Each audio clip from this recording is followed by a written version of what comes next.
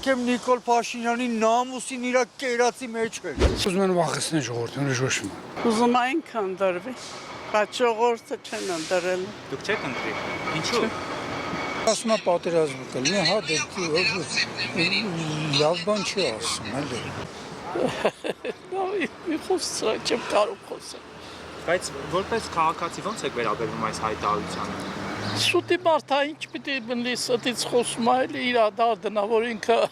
իր դրել։ Պատերազմի մասին շատ վաղուց գիտեմ, որ բրի երրորդը սկսվի։ Վախեցնում է ժողովուրդը։ Դուք օրինակ վախենում եք այդ։ Չէ։ Չեմ վախենա։ Վախեցնում եք որ ինչ անեն, Որ ընդրեն Իրանին, չի։ Պարզապես վախեցնում է մարդկանց պատերազմով, ուրիշ ոչ մի բան։